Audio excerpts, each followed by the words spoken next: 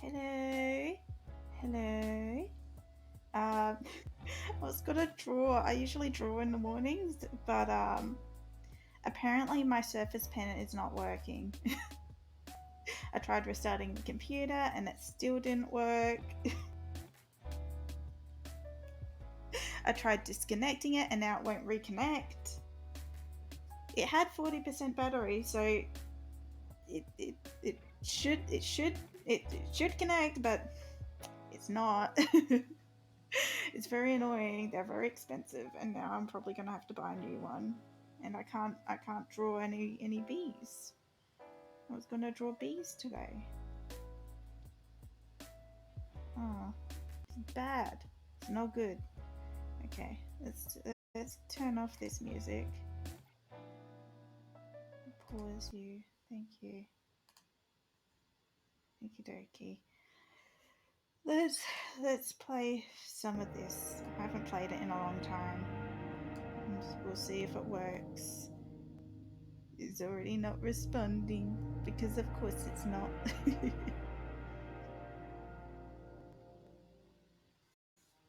do do do do do. There we go.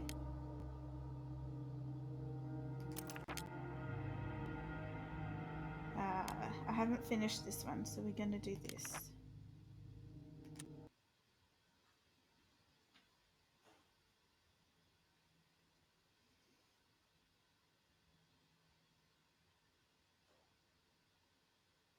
Is not responding again. Oh, come on, computer.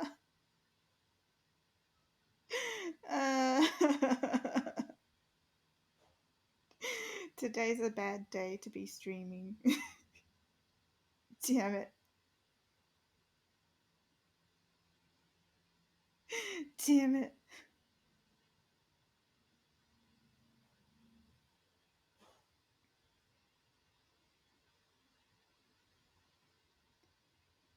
It's loading, loading, loading.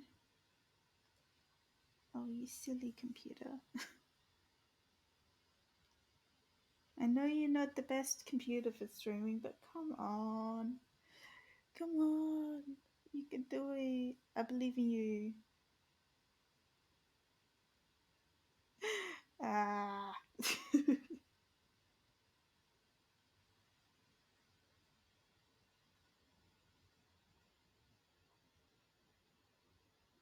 Oh no. Oh no.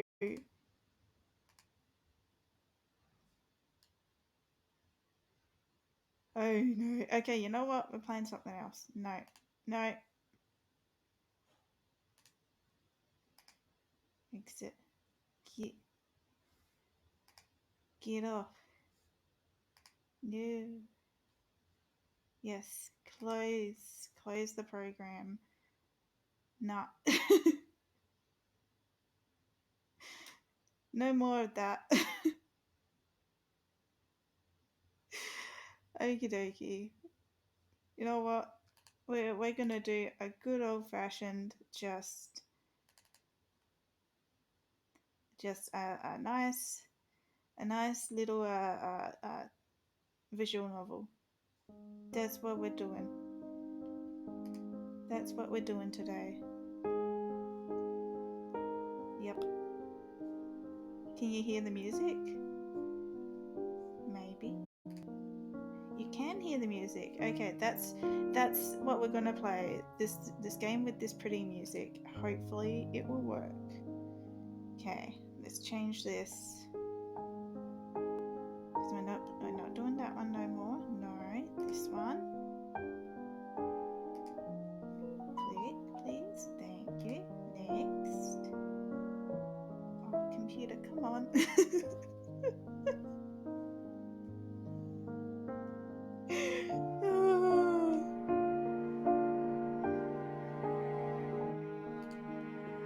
Changing this.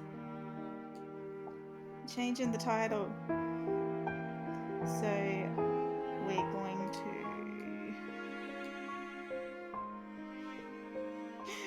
play some visual novels instead.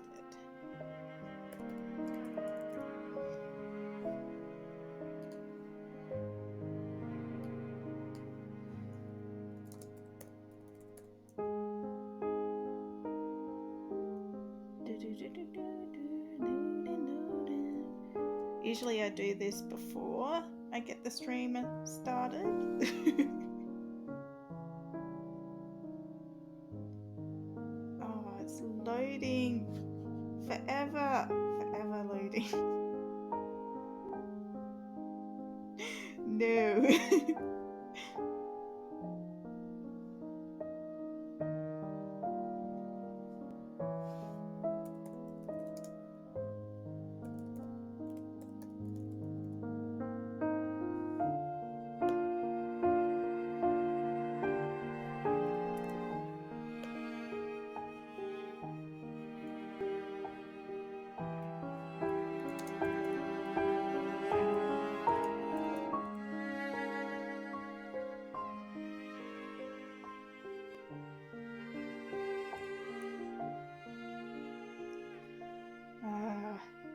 Okay, press X on that because it's not loading. Hi Gizmo! I'm not winning. Have fun at work.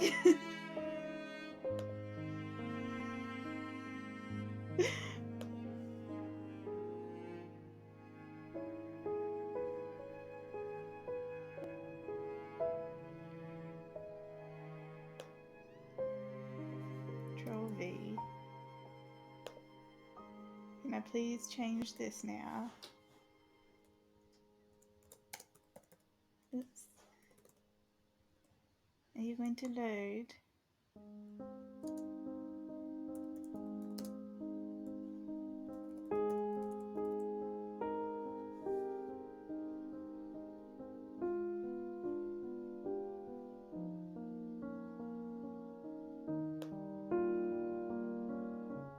Oh, come on.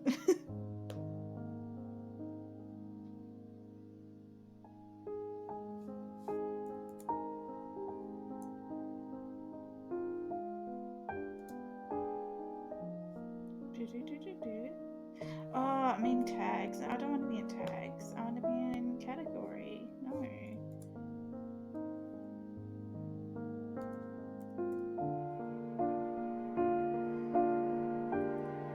There it is. There you are. I found you.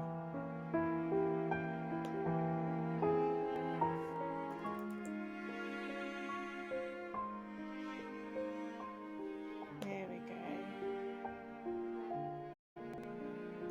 Done.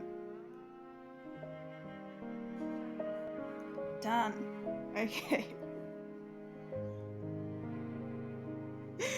Oh, that was awful. That wasn't much fun. Start game. It was spring when Sarah's school life began, and that is very loud. Hold on. Do. No, we don't want you to be that loud.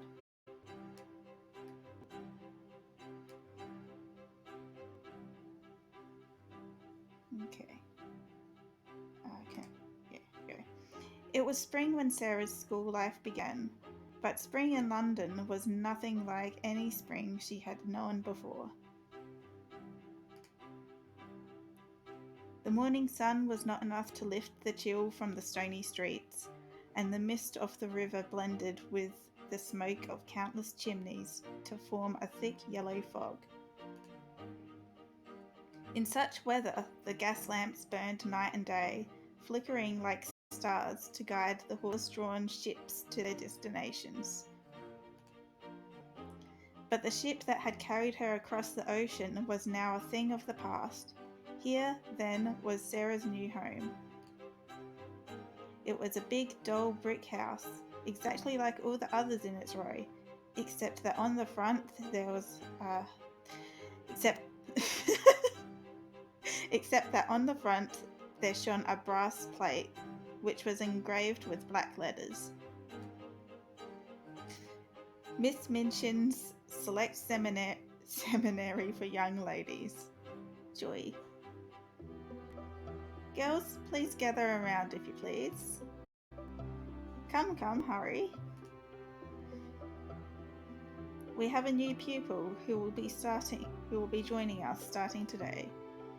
Her name is Sarah Crew, and she is only recently arrived in England, so you must all make her feel welcome. How do you do? The room filled with a chorus of gentle murmured greetings. Sarah Crew, for that was her name, looked out upon a garden of strangers. Every face was turned to her, polite and attentive and perfectly foreign. She felt more lost than she had ever been at sea. Sarah dear, as you can see, we have pupils here for all levels. But these three here are particularly near your age. This is Miss Lavinia Herbert. Charmed, she says. Miss Ervingard St. John. And Miss Jessie Abbott. We're very pleased to meet you, she says. I am very pleased to meet you as well. I have never known very many girls near my age, nor any other age. Sarah's life before that point had been not isolated but sheltered. Her mother had died when she was born, leaving Sarah to be raised by the young handsome father who was the only relation she had ever known. Some fathers had little time for their children, but Sarah and her papa had always been quite close, reading books and playing games together every day. He treated her as a little confidant, sharing his thoughts with her as if she were his peer and not a very young girl, and listened solemnly to the advice she gave him in return, though he didn't always follow it. Sarah had never felt lonely, but it must be said that she had very little experience in making new friends. Sarah Crew's father, Captain Crew, makes his home in India, and he is returning there as we speak. I shall expect you all to be very agreeable to her. Now, Sarah, take your seat. Your father has informed me how very much you enjoy your studies, and I expect you to be a credit to this establishment. Okie dokie. I am not certain how to become a credit, but I do wish to learn. This statement was met with muffled giggles. Confused, Sarah looked back at Miss Minchin for guidance. Take your seat, I said. But which seat is mine? That is a valid question. Concerned that she would look disobedient if she hesitated further, she slid into the nearest empty place. No one objected, and she let out a sigh of relief. Nearby, two girls turned to whisper to each other. What a way she has of speaking, so old-fashioned. Hush, be quiet. And her eyes are such a queer colour. A funny-looking child, to be sure. Well, she isn't pretty as other pretty people are. That's a bit rude. But there is something about her. Okay, well that's alright then. That's alright. She makes you want to look at her again, to see what it is. And she has tremendously long eyelashes. Only you would notice such a thing. Girls, kindly pay attention to your lessons. Never. Never. Yes, Miss Minchin.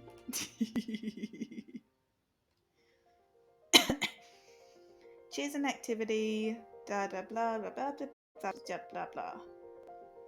3 icons, which will change the icons you receive.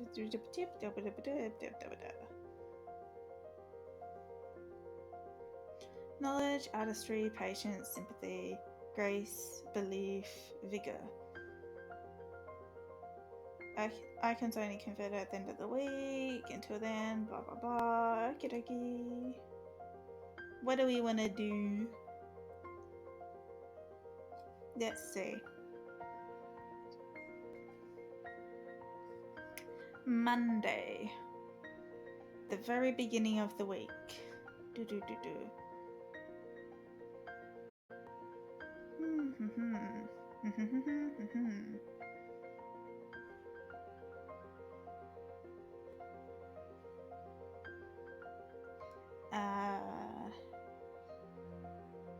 Let's read. Reading on Monday. We'll go for a walk. Practice some dance. Oh, they're different? Are they different each day? No, they're not. I want to have a tea party. I want to have all the tea parties. 2 tea parties. Because we like tea. We like sandwiches.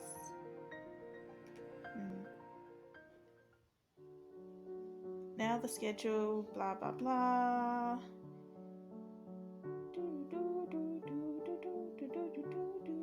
Okie dokie. 1 knowledge, 1 creativity.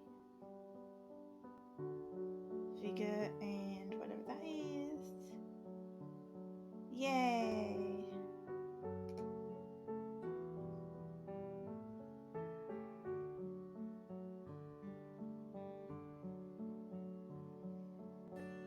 Okie dokie. We got lots of art and lots of sympathy. Sounds like me. Not much knowledge.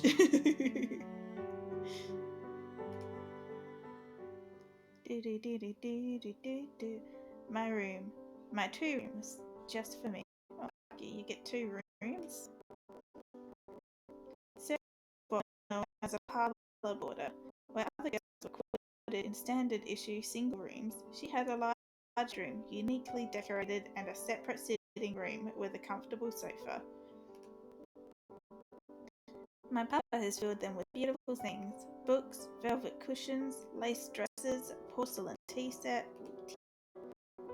hats with great feathers that bob on them, even a tiger rug to remind me of India. It looks like a room that would belong to the daughter of a Raja, an Indian princess. I only wish that this room also contained my papa. Perhaps it does. He gave me all these things, and whenever I touch them, I can imagine that he is with me. And when I read his farewell letter, I can hear his voice. My dear little Mrs. So here you are, in the place you always knew you must go. But be of good cheer. You will not have to stay for very long.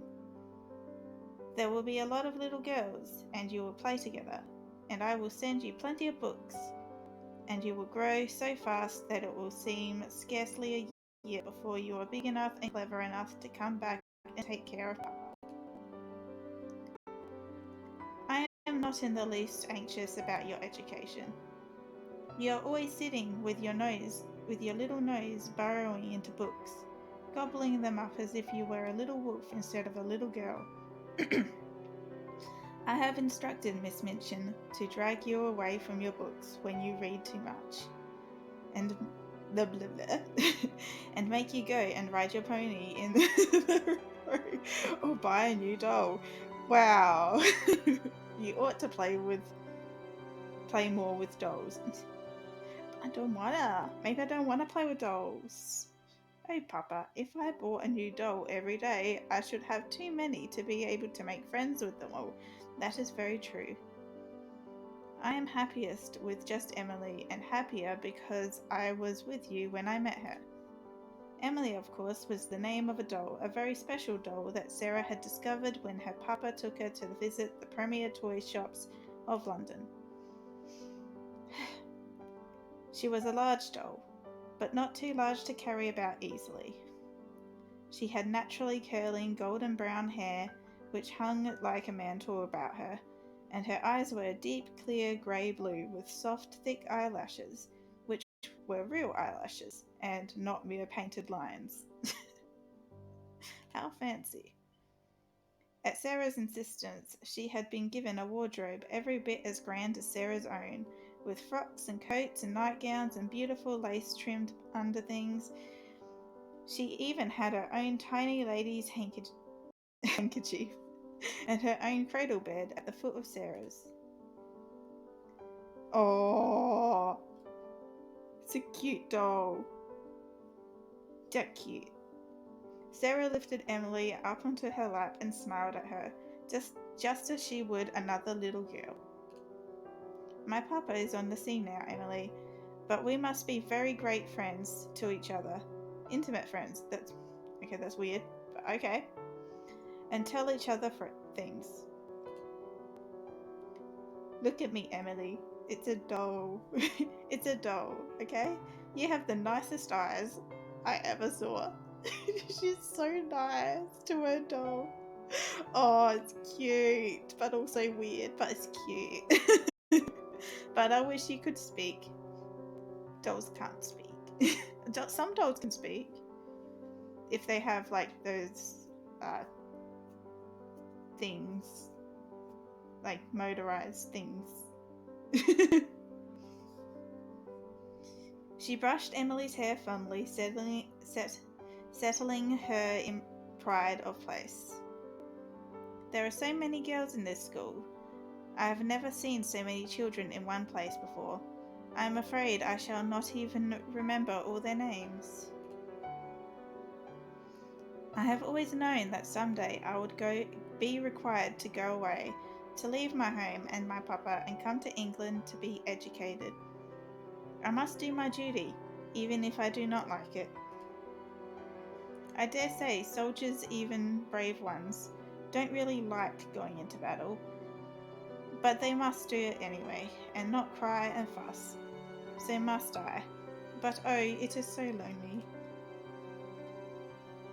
She could not know, of course, how her quiet sorrow might be misinterpreted by others. Miss Minchin, the proprietor, had seen the lavish preparations for Sarah's pretty little room and concluded that here was a child who had always been given her own way at the expense of others. Such a spoiled little girl might be expected to kick and scream and set the whole house into an uproar when abandoned by her only parent. I mean, like, I feel like any child would be upset by not being able to see their parents, especially if they only have one parent. I mean, I feel like that's a normal reaction for any kid. That she did not suggested to Miss Minchin that Sarah cared nothing at all for her papa, but only for her dresses and toys. Such was not a thought that inspired sympathy in her heart for the newcomer. Just then there came a sound at the door of Sarah's room.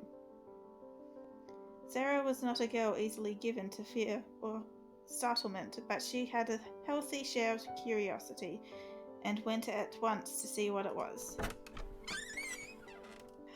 Oh, cute. Outside sat a little girl, right on her bottom in the middle of the hall. Her baby plump legs played in the lace of her petticoats askew, as if she had just toppled over, which in fact she had.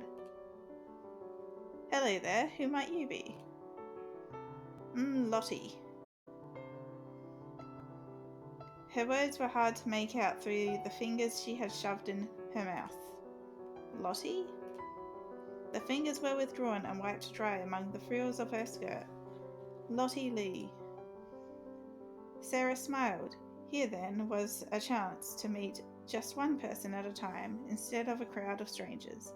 Well then, I am Sarah Crewe, and now we are properly introduced. She held out a hand and helped the little girl to her feet. Was there something you wanted? May I look at your doll? This is a cute doll. Of course you may. Come and visit me in my room, and we can have tea together. My papa left me a beautiful tea set, with lilies painted on them. Emily has her own service as well, sized for her hand, because she is too small to hold one of my cups. I want to see. Come inside then, and I will introduce you to Emily. And that was Sarah's first week of classes at Miss Minchin's Select Seminary for Young Ladies.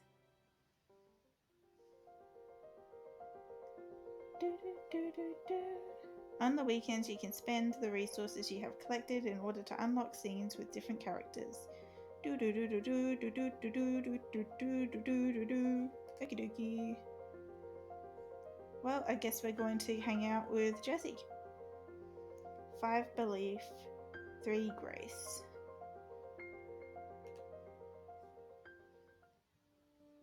Hello, Sarah. May I come in to visit? Sure thing. Sarah rose to her feet at once. You're very welcome. Please come inside. Jessie stepped into the room, then held out her skirt to drop a delicate curtsy in greeting. You know, we have been introduced, but I wish to make your acquaintance more personally.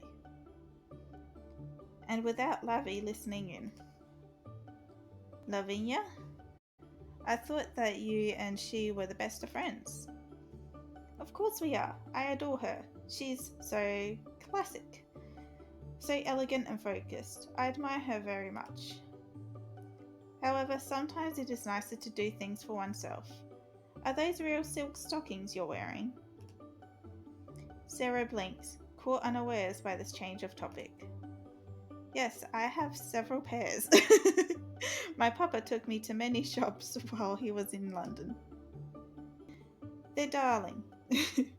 Mine are only... I don't know how to say that word. Lisile? Cotton. May I see the pattern? Sarah sat down in a comfortable armchair, lifting the hem of her skirt slightly so the floral embroidery over her ankle was visible. What little feet you have! I never saw such little feet. That's a very weird thing to say. Are they small? She raised her leg a bit, pointing her toes and moving her foot this way and that. They seem the same size as they have always been, even though I know they must have been smaller when I was younger. I'm sure that Lottie's feet are smaller than mine, and Emily's, of course, are the smallest of all. Emily? Emily is the doll that my papa bought for me. Sarah stood up and lifted Emily into her arms for Jessie to admire. Emily, this is Jessie Abbott, my new friend. The older girl dropped a beautiful curtsy, then laughed. Oh, she has silk stockings too. Stockings are for such teeny tiny feet. How cute. But you do have small feet for your height, Sarah. I'm sure you do. Look at mine. Why are we talking about feet? Jessie pressed her foot up alongside Sarah's for comparison. I just don't know whether larger or smaller feet are better for dancing, I mean. If you dance with a partner, small feet would be better for avoiding to be stepped on. And they look very stylish in slippers. Slippers are cuter if they are smaller. But larger feet might be better for holding positions and standing on your toes. Small feet may not be as strong. Why are we still talking about feet? Your feet have a good shape though. They arch well, they're very pretty. Can feet be pretty? Colonel Granger's little daughter Isabel in India was the prettiest girl I ever knew. All the gentlemen said that she was a beauty of regiment. She has dimples and round rose-coloured cheeks, pale blue eyes and long curling hair the colour of gold. And everyone said those things were very pretty. No one ever spoke of her feet.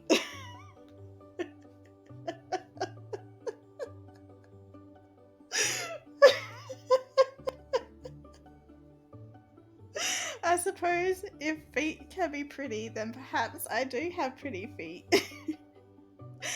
I know the rest of me is not. Don't talk about yourself like that. You are pretty. Beauty is in the eye of the beholder. My hair is too black and straight and short. That's not true. I am too thin and my eyes are a strange colour. None of that's true. Oh, you do not have the same kind of beauty that dolls are made of. But that doesn't mean that you aren't pretty. Yes, we approve. I think you are quite interesting to look at. Sarah did not wish to contradict her new friend, who had no reason to lie. But her inner conviction that she was an ugly little girl could not be so easily dispelled. You remind me of somebody I know. Miss Sarah, you remind me of someone I know.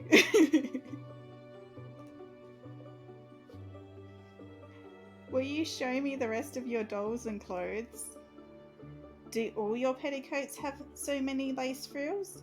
Do you think any of them would fit me? Maybe. I don't know. I suppose we can find out. Yeah, dress-ups. On Sunday morning, the students gathered in the entrance hall of Miss Minchin's Select Seminary. Cool. Girls, are you ready? Form up into a line behind Lavinia. Sarah dear, it is our custom to walk to and from church every Sunday, when the weather permits. That allows the horses a day of rest, and ensures that students receive regular exercise. That is a good idea. I approve of that idea. It is important to look your best when we are walking out in public. We want our school to always leave a good impression.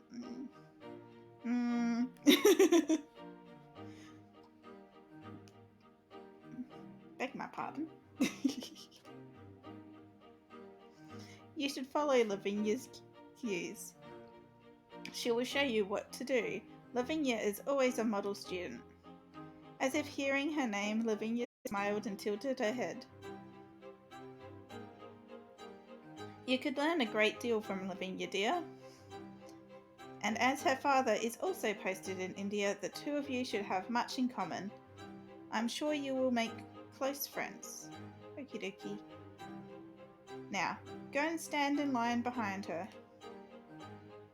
Sarah made her way to the front of the line, where Jessie and Lavinia stood close together. What are you doing? Go to the back. That's rude. Miss Minchin told me to stand behind you. She said you were a model. Oh, very well then. But that's my place. You wouldn't want to disobey Miss Minchin, would you? No. We have to show our new girl how to behave herself in church. She may never have seen one before. Sarah thought it wisest to remain silent. Okay, what we doing? What we doing? Writing in the diary, I think. Let's read a book. We haven't played with our toys yet. We do that.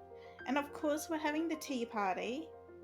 Because we can't not have a tea party. Because tea parties involve tea. Okay. Yee. Yee. Yee. Yee. Yee. I just say, oh, the yee. I mean, that's pretty good. We got 6 sympathy this time. I feel like we did good. We're not very patient.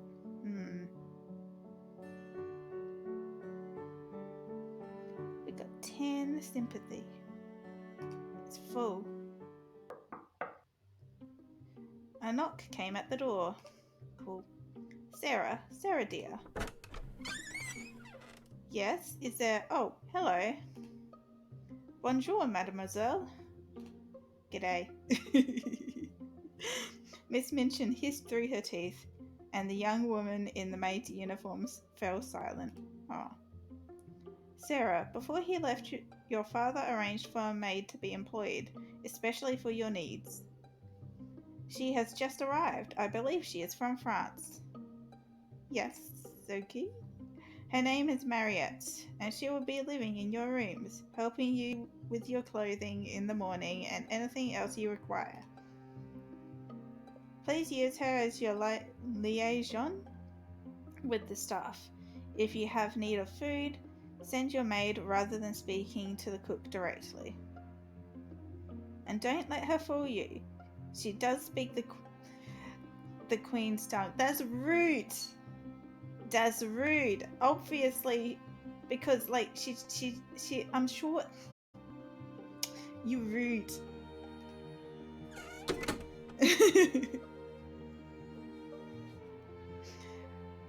She swept out of the room, leaving the maid and her new little mistress blinking at each other in confusion. Yeah. Bonjour, Mariette. Oh, I can't say that. Comment allez-vous? Comment...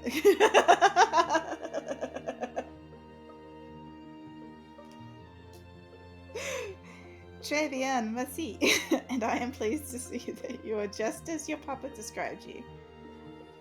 Oh, what did he say? That no other little girl is as I can say words. That word. And you would make me smile. Aww. But why would being someone make someone smile? Ah, it is your... that word. It is you. I know what that word is, but I don't think I can pronounce it. Now, why don't you show me around your rooms? I'm having fun. I'm glad I'm playing this one. Hmm. Which event shall we do? Let's do this one. Let's do this one, and then maybe I don't know. We'll figure it out. Mariette, may I? Is it alright if I ask you a few questions about yourself? That word. What do you wish to know? What is your family name? Miss Minchin did not say. Dumas, mademoiselle. Oh, are you a relative of the great French writer, the author of The Three Musketeers? Mariette chuckled kindly. No. Ah, well, not in a close way. I am not. There are many with the name Dumas, and I cannot know what connections there are between all people. Do you know all of your cousins and your cousins' cousins and all who bear the name of Crew? I don't know anyone else named Crew except for myself and my papa. So you see, I cannot say who my relatives might be at some distance. Sarah nodded. Where in France do you come from? I grew up in Limoges. I'm sorry. I don't know if I said that right. You may have heard of the Limoges box, the porcelain. Sarah shook her head. Ah, well, they were famous once. Perhaps they will be again. For now, like much of that place, they have faded. What is it like there? What is it like anywhere? It is a city, not so large as Paris or London, no. Is it near Paris? It is in the south. You must rely on the railways to travel between them. All trains lead to Paris. Sarah tried to picture it. She did not know this place. But if it was in the south, then it must be warm and green, surely. She had seen paintings of France, stone houses, arches and bridges, rolling green hills, hanging vines, and sunlight, always sunlight, not the fogs of London. It must be lovely. As you say, mademoiselle. How do you come to take this position? How did you come to take this position? I can say words. What I mean to say is, my papa and I did not have time to visit France, and I did not meet you until you came here. Did you meet my papa somewhere else? No, we have never met in flesh and blood. Your papa, he is a gentleman and knows many other gentlemen in fine cities like Paris. When it happened that he wished to appoint a maid, he wrote to this Paris gentleman to describe you. And I have a cousin who works for this Paris gentleman, and he thought of me. So the arrangements were made. And I am glad they were. Sarah smiled. The gentle warmth of Mariette's regard was very comforting for a little girl, one who had been separated from her family and made to live in a far-off place. It was true that Mariette was, for the most part, only another stranger, like any other in Miss Minchin's seminary. They were only just beginning to know each other. And yet Mariette was not simply a stranger who might come and go like the students. She was Sarah's maid at the beginnings of her very own household. She might in time be the closest thing to a family. I wonder about this friend my papa has in Paris. I wonder if he ever knew my mother.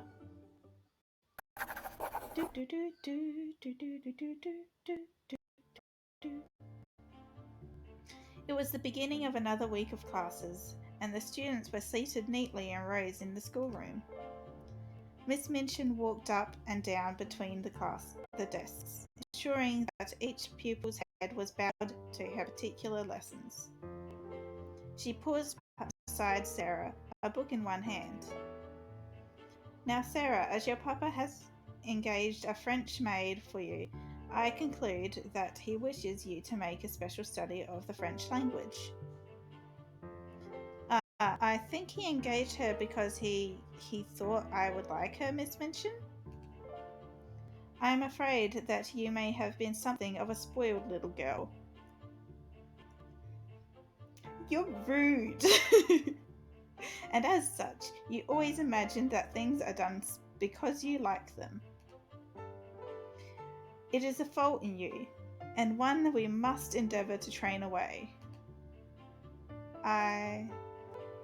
My impression, Sarah, is that your papa wished for you to learn French. I have never really learned to speak French, but that is quite enough. You have never learned, and so you must begin at once. The French master, Monsieur Dufarge, will be here in a few minutes. Take this book and look at it until he arrives. Just look at it, don't read it. We're not going to read the book, we're just going to stare at it. We're just going to have a staring contest with this book. Dutifully, Sarah stared at the illustrated pages in front of her. Le frère, the father, la mère, the mother. I'm probably pronouncing that wrong. You look rather cross, Sarah. I am sorry you do not like the idea of learning French. I am very fond of it, but... You must not say but when you are told to do things. Miss Abbott, young ladies should not make dreadful snickering noises like a horse. Did she just say she sounds like a horse? Rude. Yes, Miss Minchin. Sarah, look at your book again. Yes, Miss Minchin. Le fils, the son. Le frère, the brother. Oh dear. Shortly after, Monsieur Dufarge arrived in the classroom. French master was an elderly gentleman with a neatly trimmed moustache and beard, and hair that flew outwards in dramatic points. His eyes lit up when he caught sight of an unfamiliar little girl puzzling over a book of French phrases. "Ah, is this a new pupil for me, madam? Her papa, Captain Crew, is very anxious that she should begin the language. But I am afraid she has a childish prejudice against it. She does not seem to wish to learn." "Very sorry to hear that, mademoiselle. Perhaps when we begin to study together, I may show you that it is a charming tongue." Sarah rose in her seat. She was beginning to feel rather desperate. Uh, I'm not. I'm not even going to try to say that. French words. She began to explain quite simply in pretty and fluent French. Madame had not understood. She had not learned French exactly, not out of books, but her papa and other people had always spoken it to her, and she had read it and written it as she had read and written English. Her papa loved it, and she loved it because he did. Her dear mamma, who had died when she was born, had been French. What? What on earth? What is she saying? Is this some form of joke? Ah, madame, there is not much I can teach her. She has not learned French. She is French. Her accent is exquisite. You ought to have told me. Well, you made assumptions. You shouldn't be making assumptions and judging people you don't know. You're an adult. I tried. I suppose I did not begin right. Yet she's a kid.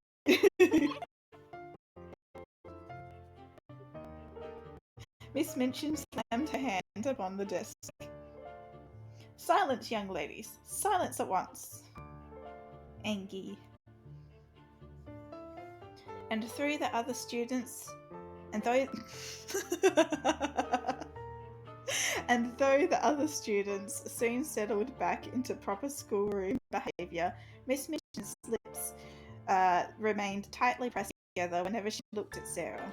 "It's your fault. It's not Sarah's fault. It's your fault." "Yeah, what are we doing?" "I don't think we need anything that teaches sympathy, so..." "But that means no more tea parties." "Boo!" "Let's go for a walk." "Read a book, yeah, sure." "Dancing? Sure." "What else?"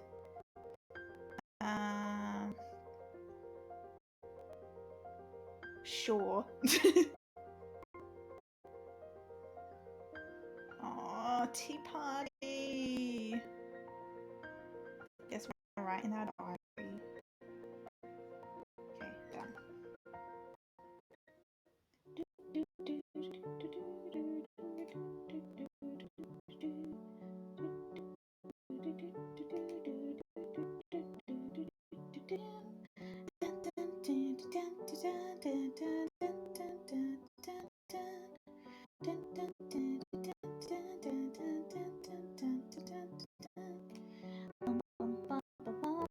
Yay! Patience.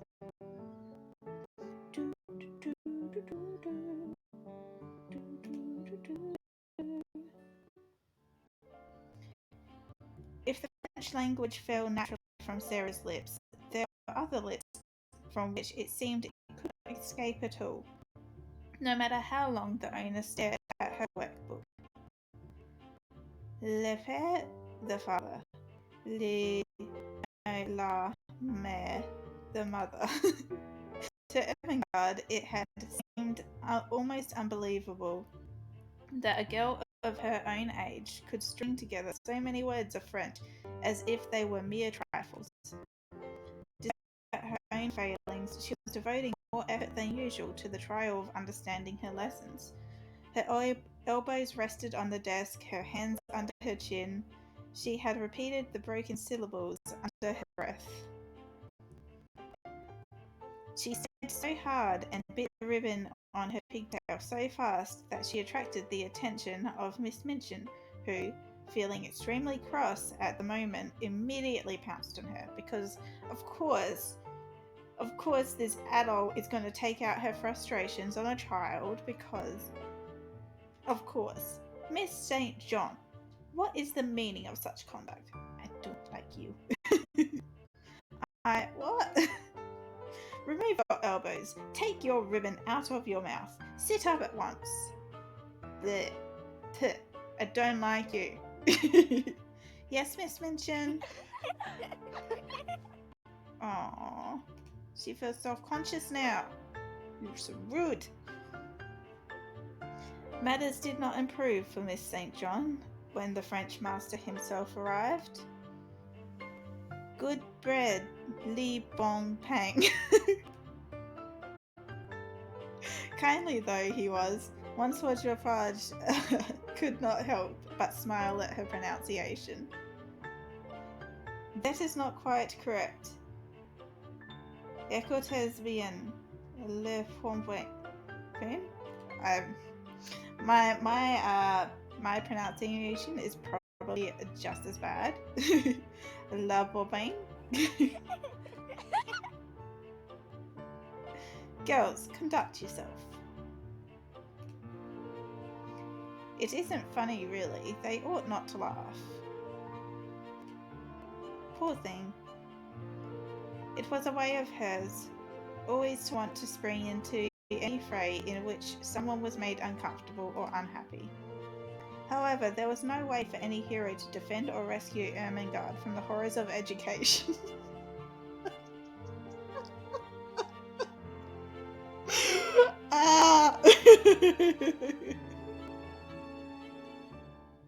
I feel called out. At least, not until the lesser period had concluded. Okie dokie. Well, that one was about Ermengarde, so let's talk to her. Having made up her mind to befriend the unfortunate Ermengarde, Sarah first had to seek her out. Someone like Lavinia could be easily tracked from a distance by the sharp sound of her voice or the drumming heels of little girls stampeding away from her presence. The sass!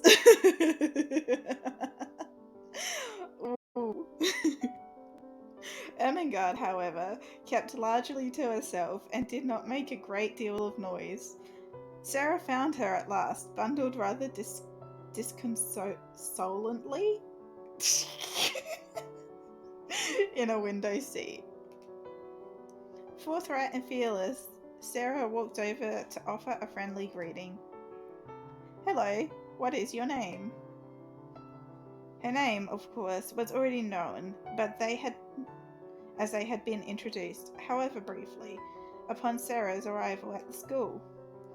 This was, however, the traditional thing that little girls always said to each other by way of beginning an acquaintance. The etiquette of children has its own observances. Is that so? My name's Ermengarde St. John. Mine is Sarah Crew. Yours is very pretty. It sounds like a storybook. Oh, that's a really nice thing to say. Do you like it? To understand why she fluttered so nervously, one must recall that a new pupil at school is, for a short time, a very uncertain thing. Cliques and friendships in a small environment can become very firmly set indeed, and leave no room for the excluded, no matter how many years might pass. To the friendless, then, a new student brings with her a breath of hope. I can talk, I can read. There is someone who is not yet claimed. Perhaps she will like me. And yet, as she is unknown, friendship may not be a possibility. A new girl could equally be snobbish or foolish or mean-spirited. The hope is always adulterated with fear. This pupil was even more noteworthy than most, for rumours about her had filled the school even before her arrival. She had her own carriage and her own maid. Her rooms were like no one else's. Her wardrobe was exquisite. She had the adventure of a voyage from India to discuss. It is no wonder that Ermengarde was somewhat tongue-tied upon being addressed. I like yours, your name. She bit her lip in chagrin at her own stumbling. Sarah held out her hand, not as a grand lady might for a gentleman to touch it, but as if greeting someone who was already a friend. Only after a moment's hesitation, Ermengarde took it. I'm very pleased to meet you. Me too. Oh, you should meet Emily as well. Who is Emily? Come up to my room and you shall see. Alright. They jumped down from the window seat together and went upstairs. Is it true that you have a whole playroom all to yourself?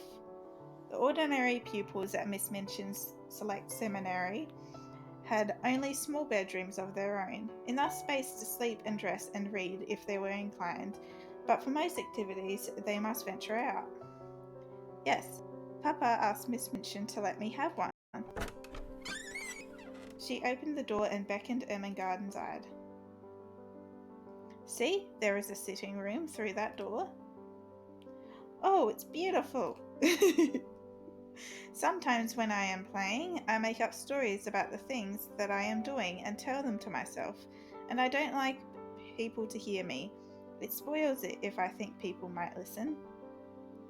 Does that sound too selfish of me? Not really. Yeah. Everybody's allowed to have their own privacy and their own space. Everybody should be allowed that. I do tell stories for others as well. It is only that some stories, particular new ones that I am only just making up, are private. They are too delicate to be shared. Yes, that is fair. Ermengarde had paused, her eyes wide. You make them up? How? How can you do that? Imagination. Why? Anyone can make up things. Have you never tried? But where did the stories come from? Your brain.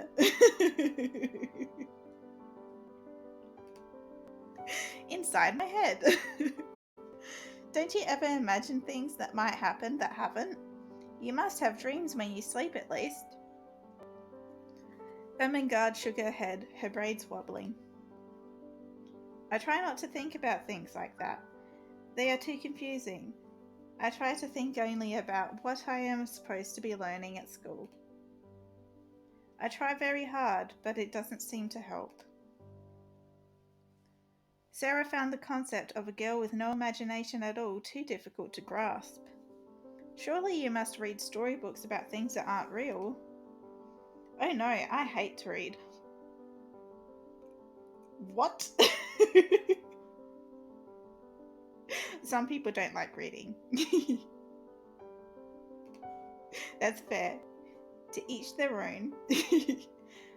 Seeing that this response disappointed Sarah, she fished for a better explanation. I don't read well. I can't concentrate. The words run together, and it's so hard to remember anything that I read in a book. Aww, well that's fair.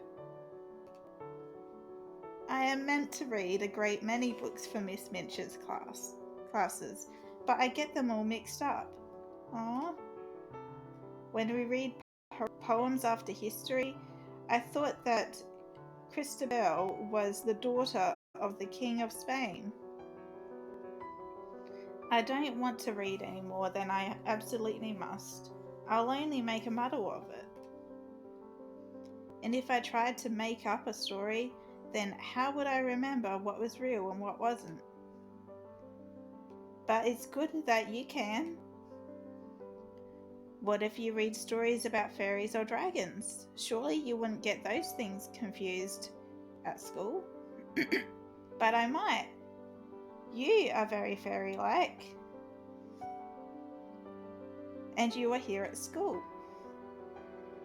I'm sorry, I'm very dull and slow. Everyone says so. I understand if you do not wish to spend any more time with me. Aw, no, she our friend. Sarah patted Ermengarde on the shoulder in a companionable fashion. She gave her head pats. Head pats. I will give her head pats instead. There you go. Cheer up. All the lovelies.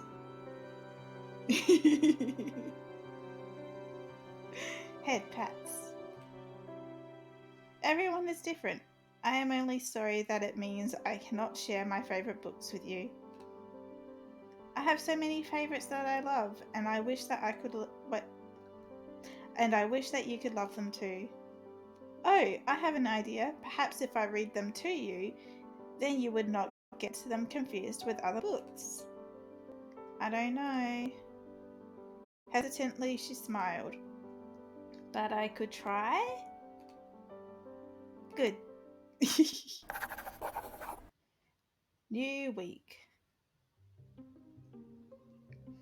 Did you see that darling little blue and yellow bird on the way back from church? It was only a blue tit. They're hopelessly common. My throat hurts. I hadn't seen one before. They're country birds. They like trees. You don't see them so much in London. There must be many more birds in the country. Are there any birds in England that are blue all over? I don't think so. Are there bluebirds in India? Well, there are some birds with bright blue feathers, but not all over. And some birds that are blue all over, but only a bit blue. I thought that perhaps in England I might find the bluebird of happiness. What is that? I shall tell you. All of you, come up to my room and we shall have tea delivered. Yeah, tea. You shouldn't give orders to cook. It's not proper for a young lady to go into the kitchens. Oh, I won't go. My maid Mariette will fetch the tea for us. You have your own personal maid to bring you tea. Yes, my father arranged for her to come from France. Come and say hello. ...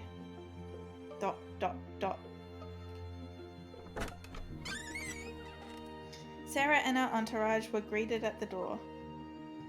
Oh my, so many visitors. If it's all right, would you please bring tea for my guests, Mariette? Oui, mademoiselle. Mariette went at once to the kitchens to carry out her little mistress's orders. Do, do, do, do, do, do. I like this music. Do, do, do, do, do, do.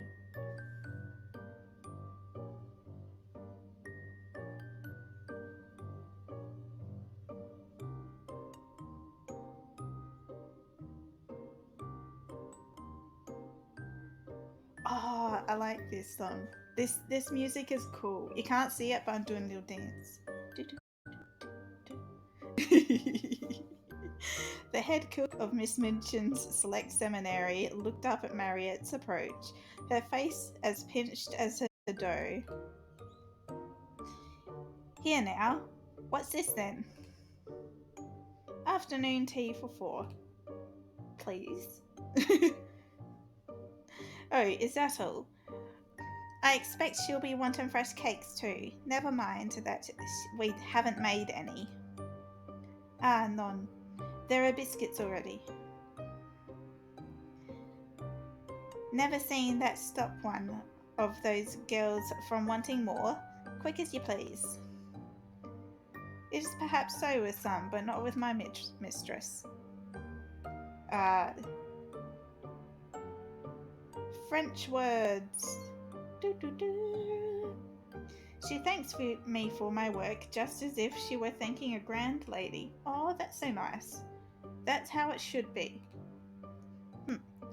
Giving herself airs, you mean?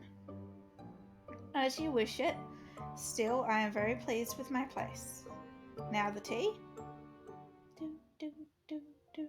Ooh, okay, what are we doing? Belief? Write in diary.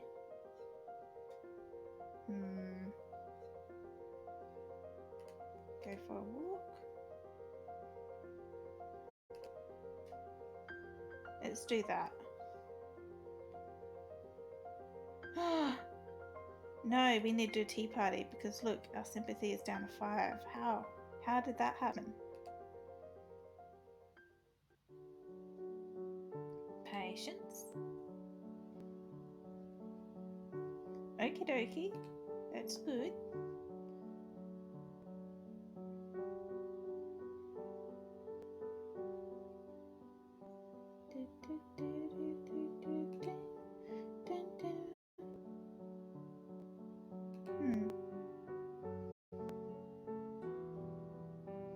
It could be worse. It could be worse. Artistry is 10 now. Okay. Right this way, dear Sarah. Lady Pitkin will be absolutely charmed to meet you. Yes, Miss Minchin. Where is she taking Sarah? Miss Minchin is showing her off to another visiting parent, or maybe a donor. I'm sure I wouldn't know. Dear Sarah, must come into the drawing room and talk to Miss Musgrave about India. Dear Sarah must speak French to Lady Pitkin. Her accent is so perfect. She didn't learn her French at the seminary, that's for certain. And there's nothing so clever in it, her knowing it. She says herself she didn't learn it at all. She just picked it up because she always heard her papa speak it. It's simply disgusting the way Miss Minchin trots her out like an ornament. Oh, it's not wrong. You're not wrong. I can't imagine being so good at anything that Miss Minchin should want to show me off, especially French. Sarah is always imagining. She will no doubt grow up to be eccentric. I mean, that's fun. That's the most fun. We love the eccentric people. There's one thing about her, though. She's never grand about herself, at least the least bit. Even though she easily might be. I believe I couldn't help being proud, just a little, if I had so many fine things that was made such a fuss over. A little. If Miss Minchin brought you in to curtsy for the mayor's wife, you would purr, just like Tybalt. Oh, Lavy, don't be silly. Being a cat might be even nicer than being able to speak French. I agree. I want to be a cat. And every bit as likely for you. Oh, that's rude. So rude. Boom. No head pats for you. Only head pats for Ermengarde. Pat, pat, pat, pat, pat. Dot, dot, dot. There's no use in waiting for Sarah. She'll be at tea for hours, I'm sure. We may as well go on our way.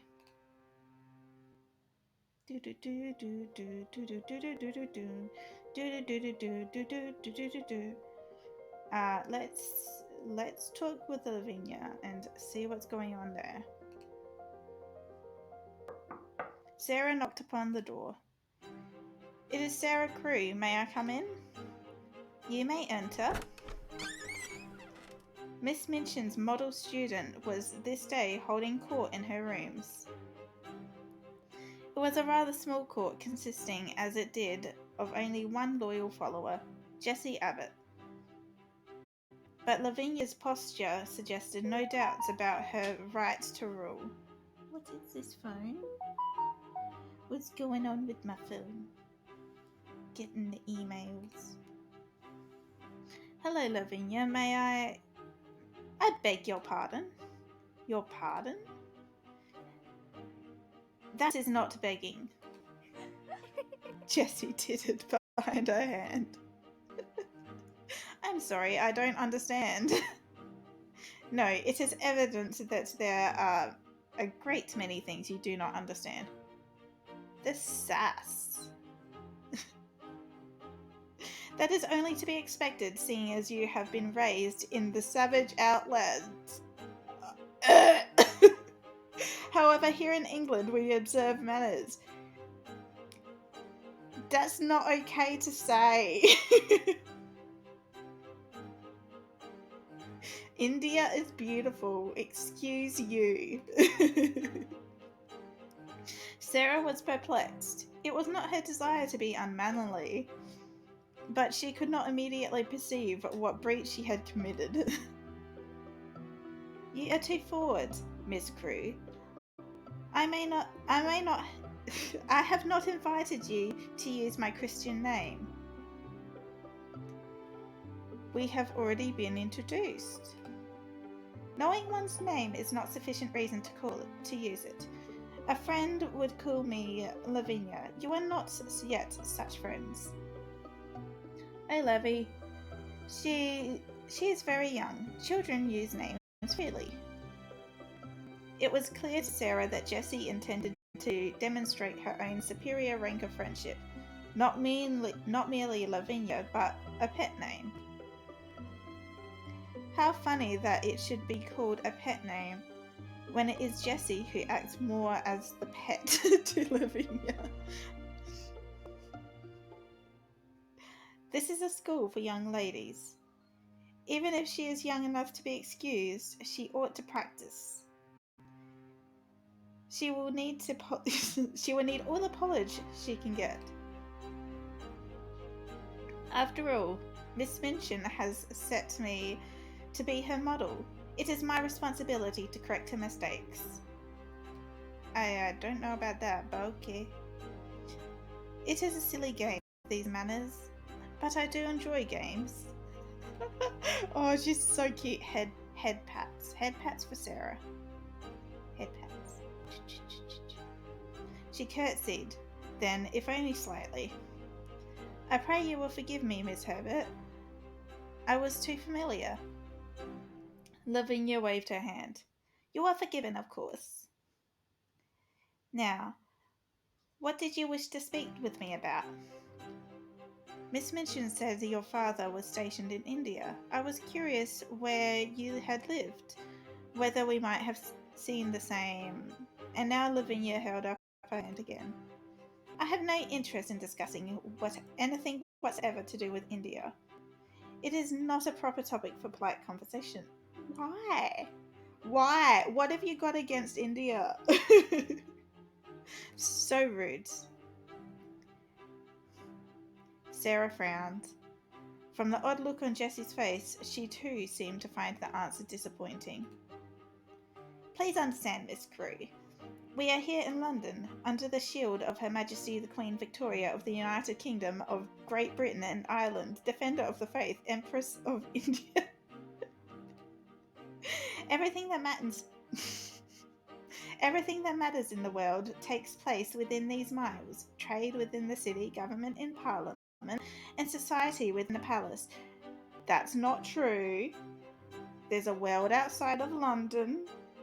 There's other people aside from the Queen who are important. No head pats. No head pats for you. No. India is a distant hitherland, filthy and rife with disease. It is a jungle out there. Jungles are awesome. And that's not true. No. Yes, there are jungles, but they are not more. Yes, there are jungles, but they. I can say words. Take a deep breath. Think about what you're saying. Yes, there are jungles, but they are not any more filthy than London is. Nothing could be more filthy than London. Ooh, the sass. A proper lady expresses interest in India only to imagine the thrill of being made to briefly visit such a wild and terrible terrain. You should be very glad that you have escaped it. Ugh. No. That's no. No. Thrills are exciting. Thrills are exciting. And scary. Hush, she says. Lavinia rubbed her hand over the other, as if brushing away dirt. I hope I have made myself clear. We will not be discussing India here. That rhymed. However, I will be very pleased to aid you in learning the ways of the English, Miss Crewe. I am certain that is what Miss Minchin had in mind when she directed you to me. I don't doubt it. I don't doubt that. That is very kind of you, sure. Not at all, it is my duty, and every good English man or woman is keen to do his or her duty.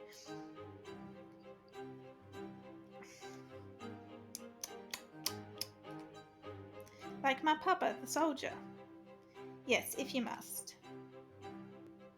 I still don't understand why she refuses to speak about India. Wasn't she born there? She must know how lovely it can be. You get head pats. Oh, she's gone. I can't give her head pats now. Stay together now, girls. Keep in line and don't step in any puddles. Just because church is over is no excuse to soil your nice dresses.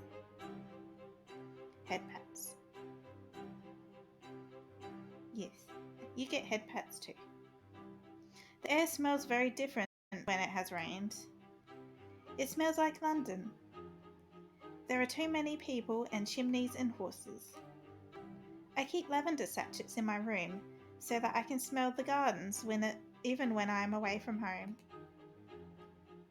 They're not much. My Aunt Eliza sent me the flowers. I stitched them myself. We have lavender in India too.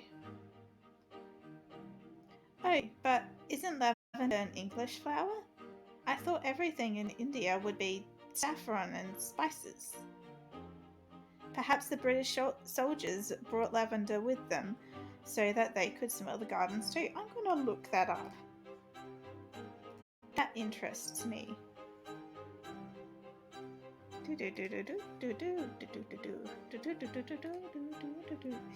Is lavender native to India? Question mark.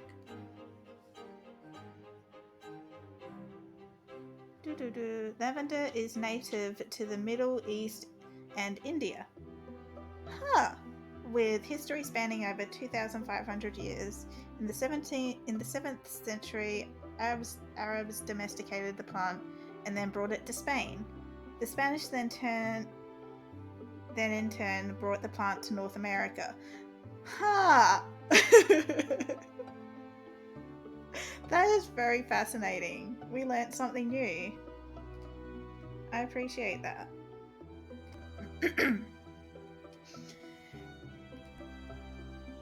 Do you think the soldiers could be homesick? Of course. Soldiers must be very brave and bear all sorts of dangers and hardships. But that doesn't mean they don't have feelings. That's very true. And we must be brave too, even when we are far from the homes and the people that we love. Yeah. A carriage passed alongside Miss Minchin's students as they walked, seemingly packed to the walls with children. 8 of them, siblings all, and such a giggling mass of blonde curls and rosy cheeks as Sarah had never seen before. Their merriment was infectious, and Sarah found that a smile had come unexpectedly to her face. As such, it came as a slight shock when the carriage moved along and revealed a sight previously hidden on the other side of the street. A little beggar child in a heap of rags, too dirty for Sarah to tell if it was a boy or a girl. It's a person. We give them head pats. We give them lovely head pats. Aw, there you go. Pricked by the sight, Sarah stepped out of line and carried her little coin purse to the child. Sarah, wait, where are you going? Head pats for you too, and you. Here is a sixpence. Go and buy yourself something warm. She hurried back into formation, but not before her steps were noticed by Miss Minchin. Sarah Crewe, you must stay in line. If you go rushing off, you will put yourself at risk. I should not like to tell your father that you were struck down by a cab horse in the road. Okay, I mean, like, that's fair, but I only wish to. Generosity is a virtue, but it is not wise or safe to come in close contact with creatures of the streets. Boo! Boo! You must be careful to clean yourself thoroughly when you return to the school. See, we don't like her. You're rude. Yes, Miss Minchin. Yes, Miss Minchin. Sarah looked back, but the beggar child had already disappeared from sight. How strange that one child should be hungry and dirty on the streets, while others ride in a fine carriage and knows nothing but joy and laughter. Oh, now I'm sad. And all these things happen quite by accident because of the way that we are born. It's very true. We gave hat pats. There you go. For the lovely.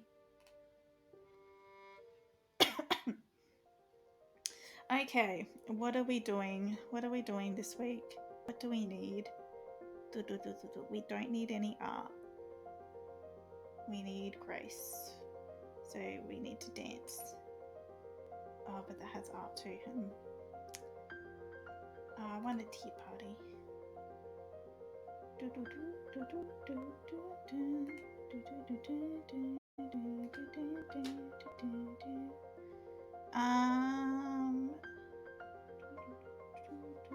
This one. Okay. What did we get?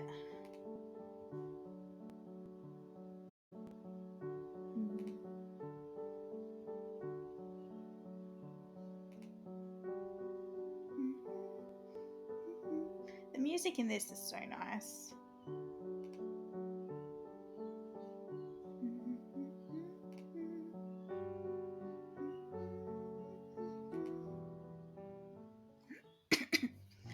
Even from a distance, there was no mistaking Lottie's shrill little voice. Oh, Lottie. I want to hold the kitty. Me too. Don't be ridiculous.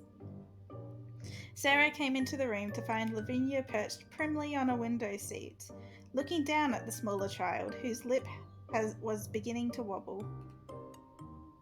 Tybalt is in my lap, and he is perfectly content there.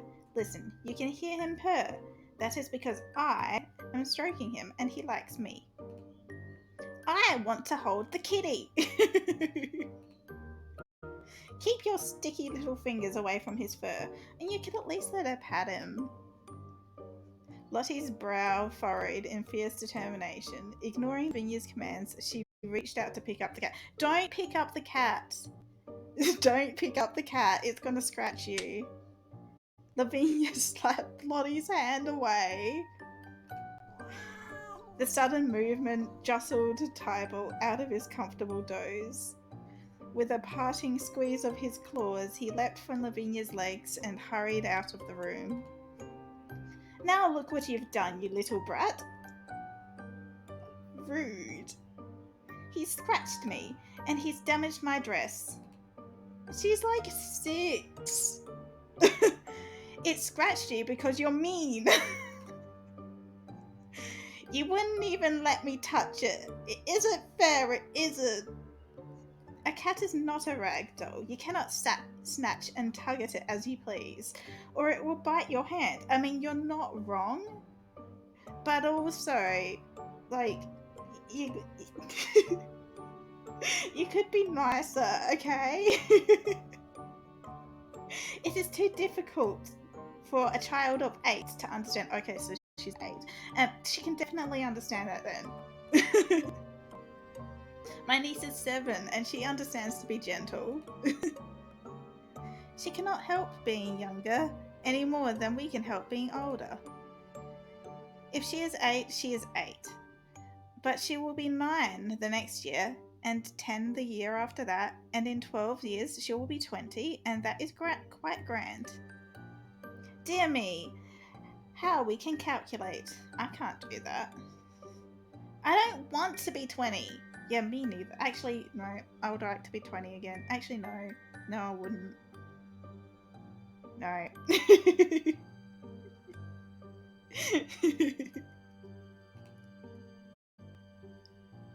You will when you are, and you won't be while you aren't. I mean, it's not wrong. So there is no reason to want or not to want. No, no, no! Be quiet, or I shall slap your face. No, we don't slap 8-year-olds. We don't slap 8-year-olds. You mustn't. Lottie looked into Lavinia's blazing eyes, then ran from the room wailing at the unfairness of it all. Aw. You ought not baby her.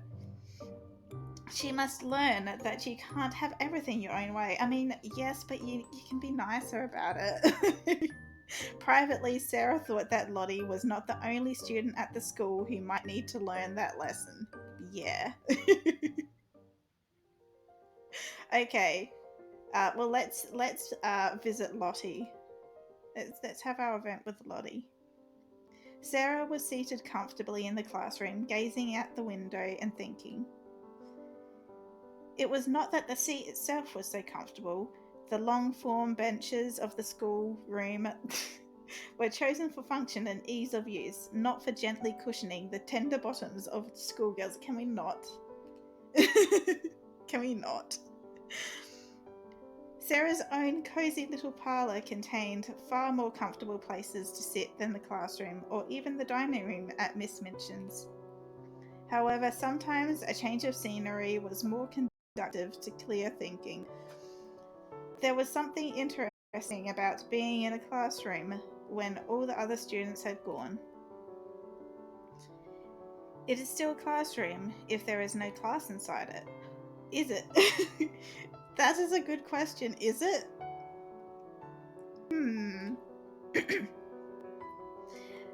yet, was not long before someone else did enter that room.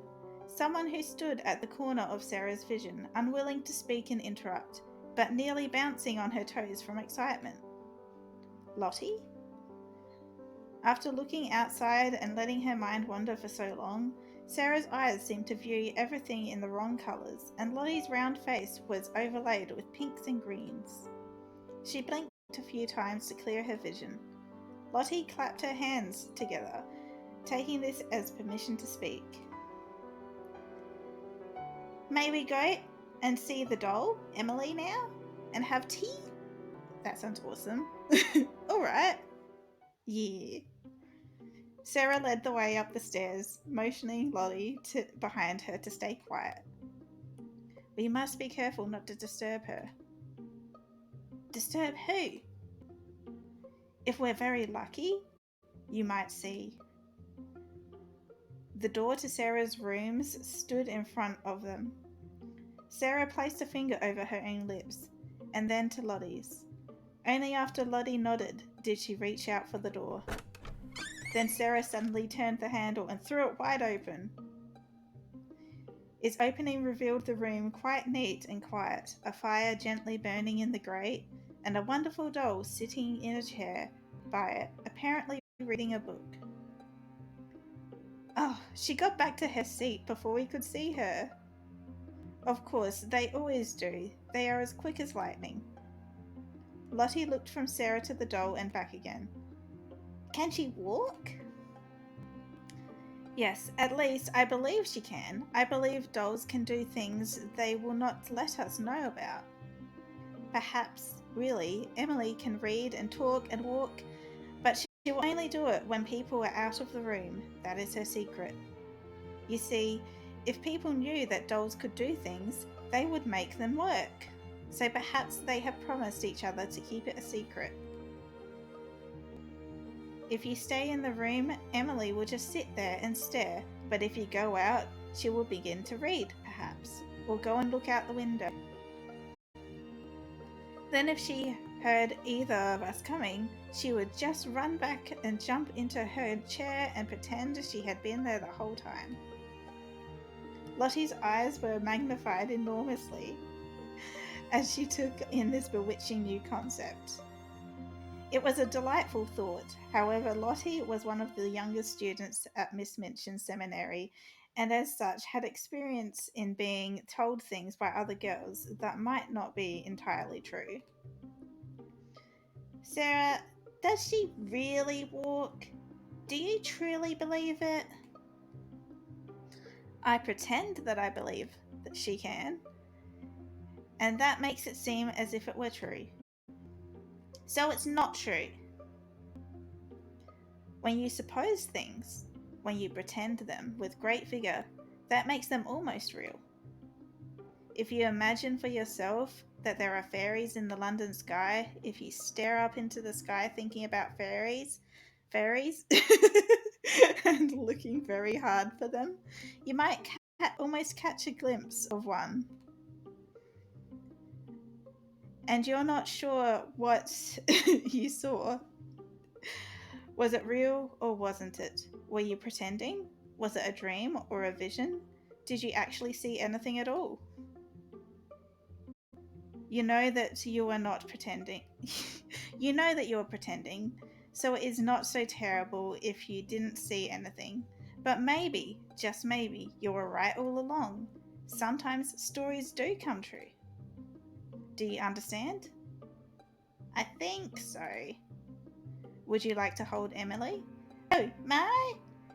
May I really? She is beautiful. And Emily was put into her arms. Lottie smiled down at the doll, cradling her gently and fingering her hair curls. They must move very fast to get out of sight when we come in, mustn't they? I wonder if we could learn to move like lightning.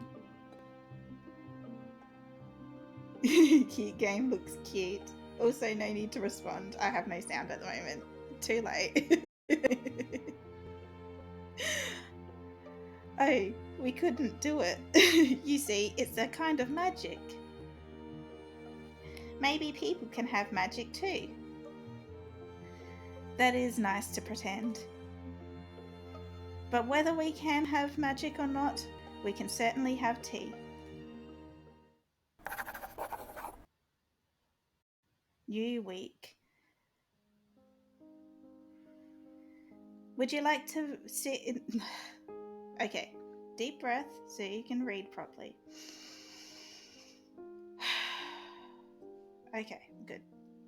Would you like to sit in front of the mirror while I brush your hair, mademoiselle? Oh, I don't think so. Not by the mirror. You see, it is nice to sit and think while you run the brush through my hair. Sometimes I remember stories or think of things I want to say to someone else. Other times it helps me relax. It must be like that for Tybalt when someone is petting him. I love cats. We love cats. Oh, head pats. Yes, hit the heads. But if I were looking into the mirror, then the Sarah in the mirror would be looking back at me. And we should have to pay attention to each other, or else we might be thought impolite. Mariette laughed in the back of her throat. That is as you wish. I had thought of doing something different with your hair, and if you could see, then you would know more quickly if you thought yes or no, and I could change it if you did not like it. Well, I think that it's better to look at it when it's finished. If you stop reading a book in the middle, you might have all the. You might have the wrong idea of what it's all about. That is very true. Then I will show you when I'm done.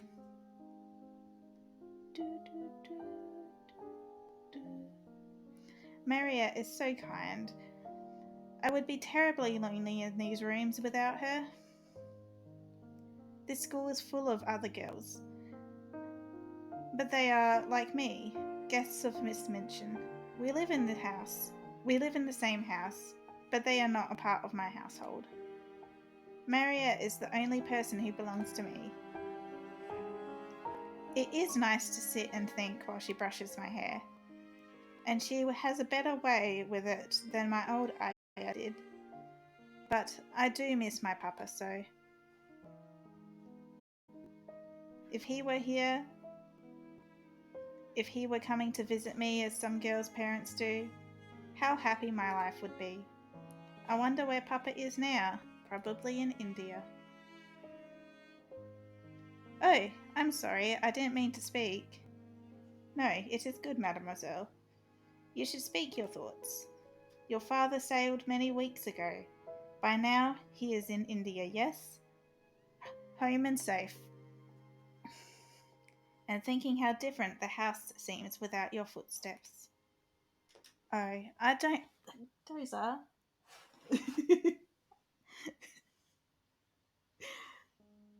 Dozer just stretched and kicked me. Silly dog. Oh, I don't want to think of him sad and lonely. It is right that he misses you, and that you miss him. That is how things should be. But that does not mean your life is nothing but sadness, does it? No, I do not think I am melancholy. I would not wish to be. I enjoy my books and my friends. So you see, your papa, he will be lonely, but he will also feel other things. He will live his life, but he will also think of you. I believe you will hear from him soon. Yeah. Oh, I hope you're alright. You deserve head pats too. No, you must be right. My papa will write me letters as soon as the ships can carry them, and I will treasure his words. And I do hope, that my papa has a friend to care for him as Mariette cares for me.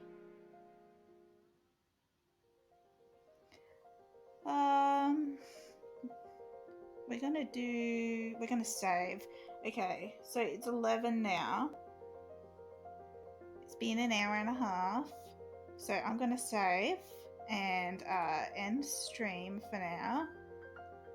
We'll save over this one. Overwrite. And yeah.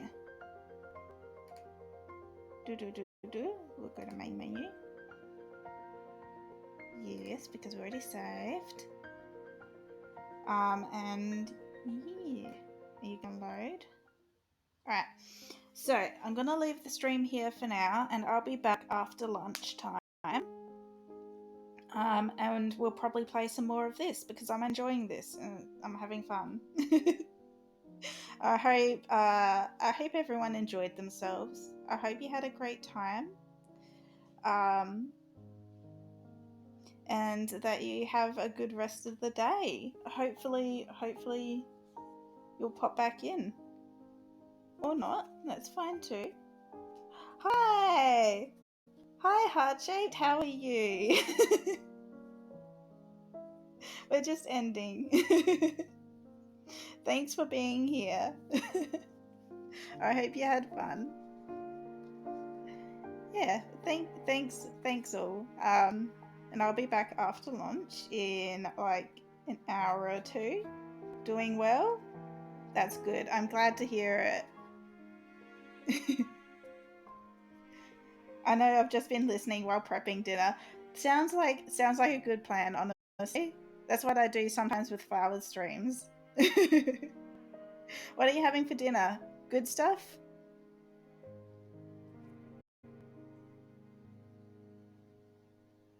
Very relaxing. Oh, that's good. I'm glad.